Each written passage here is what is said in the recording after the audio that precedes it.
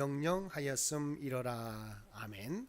오늘도 말씀과 기도로 화요일 하루를 시작하는 모든 성도들 가운데 하나님의 놀라운 은혜가 언제나 함께하여 주시기를 주님의 이름으로 간절히 축원드립니다. 오늘 통독할 말씀은 요한복음 10장과 11장 말씀입니다. 그리고 오늘 살펴볼 말씀은 요한복음 11장의 말씀입니다. 11장은 예수님의 신성을 입증하기 위해 제시된 요한복음 7대 표적 가운데 마지막이며 또한 최고의 표적이라고 할 수 있는 나사로의 소생 이적과 관련된 일련의 사건에 대해 보도하고 있습니다.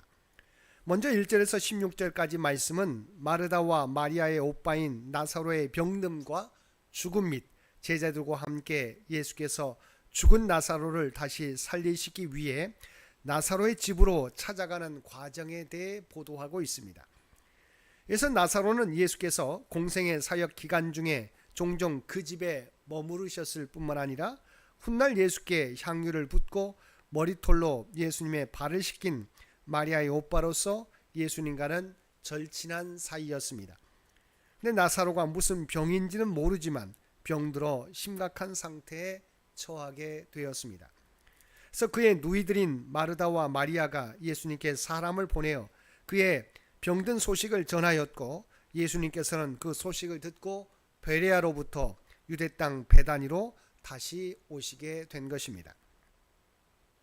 근데 여기서 주목할 점은 예수님께서 나사로의 소식을 듣고도 즉시 베다니로 가시지 않고 이틀이나 더 지체하셨다는 사실입니다.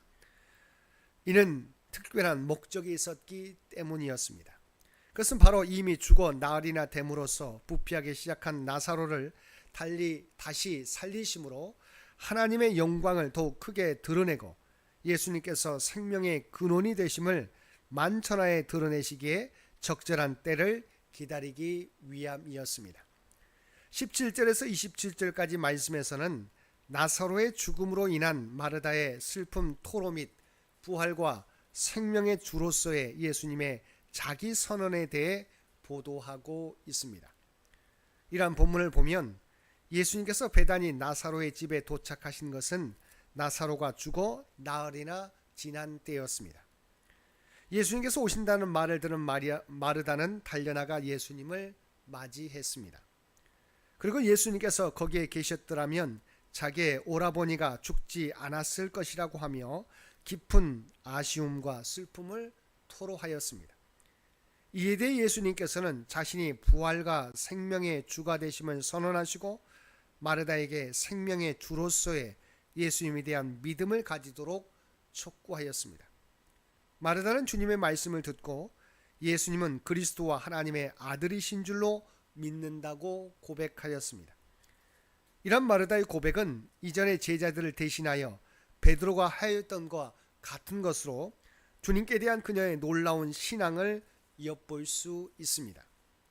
그러나 마르다는 예수님께서 하나님의 아들이시자 그리스도이신 것을 믿었으면서도 정작 예수님께서 나사로를 다시 살려주실 것으로는 믿지 못하였는데, 이는 당시 마르다가 가진 믿음이 거기까지는 미치지 못했음을 시사해 줍니다.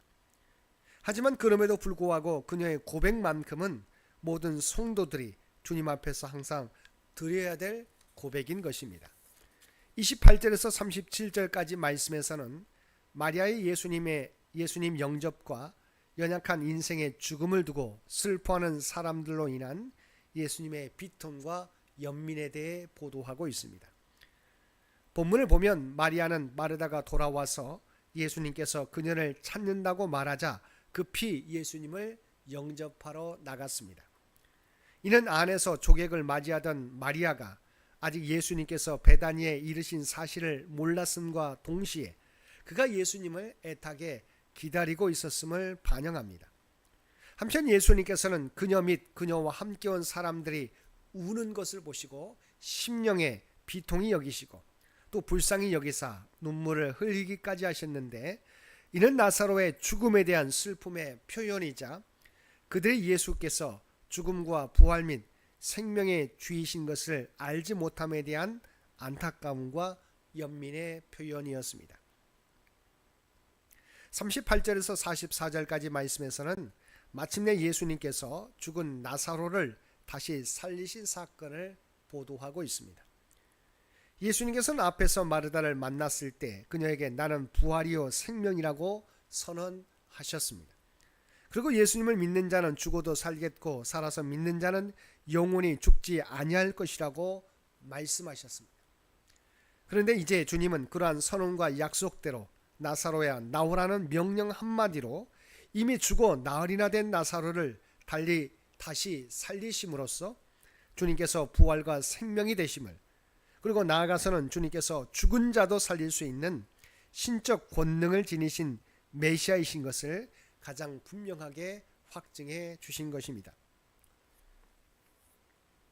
한편 우리가 본문에서 한 가지 간과해서는 안 될 사실은 나사로가 다시 살아났지만 그의 몸은 아직 영생 불사의 몸이 아니라 다시 죽음을 맛보아야 하는 제한적 부활체였다는 사실입니다.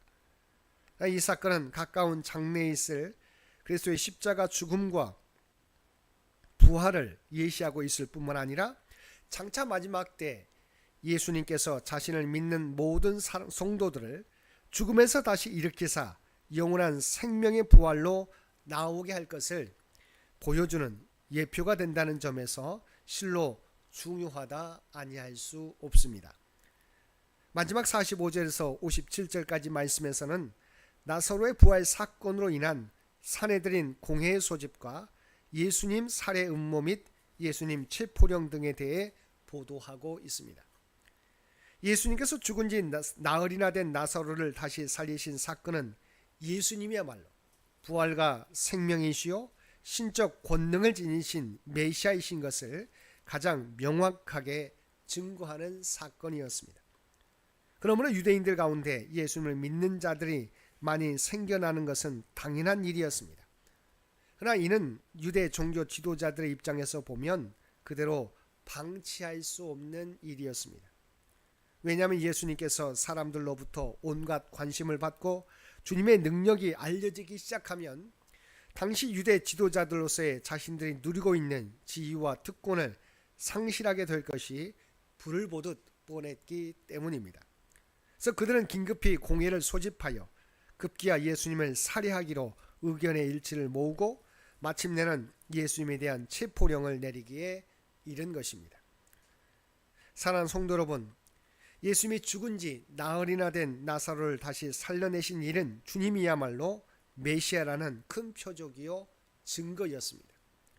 그러나 그 소식을 들은 종교 지도자들은 오히려 그리스도를 죽이기로 결의했습니다. 전에는 거짓 메시아라고 핍박을 한 그들이 이제는 진짜 메시아에게 죽이려고 한 것입니다. 이것이 당시 종교 지도자들의 모습이었습니다. 하나님을 섬긴다고 하면서 그들은 하나님보다 자신들의 이익을 더 중요하게 여겼던 것입니다. 사랑하는 성도 여러분, 우리의 믿음은 당시 종교 지도자들의 믿음이 되어서는 안 될 것입니다. 오직 하나님을 높여드리며 하나님의 뜻을 이루는 우리의 믿음이 되어야 할 것입니다.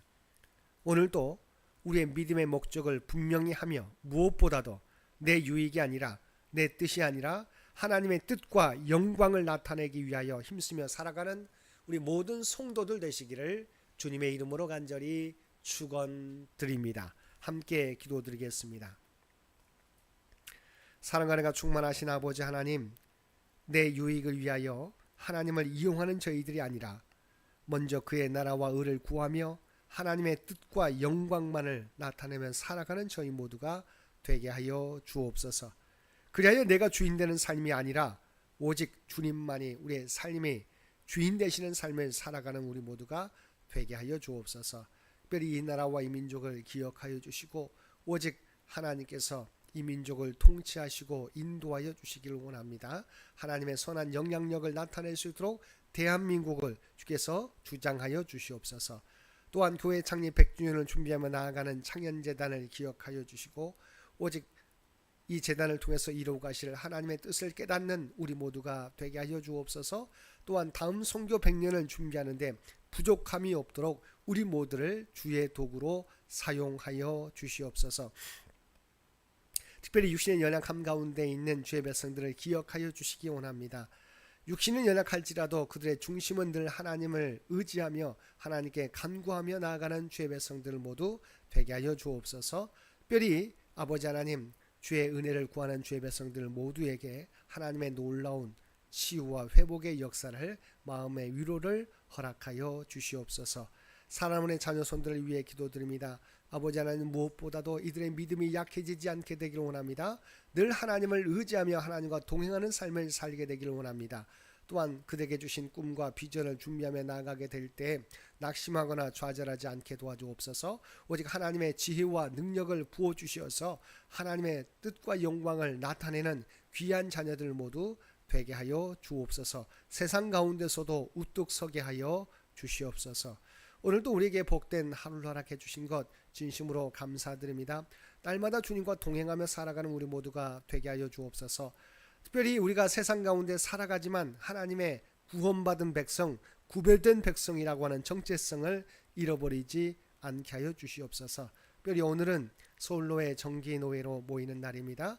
아버지 하나님, 오늘 모여서 논의하는 모든 것들이 오직 순조롭게 이루어지게 도와주시고 오직 하나님의 영광을 드러내는 귀한 노예가 될 수 있도록 그래서 친히 함께하여 주시옵소서. 또한 오늘도 우리가 각자 서 있는 삶의 자리에서 그리스도의 아름다운 향기와 선한 영향력을 나타내며 살아가는 우리 모두가 되게 하여 주옵소서. 이 모든 간구 우리를 구원하여 주신 예수님의 이름으로 간절히 기도드리옵나이다. 아멘.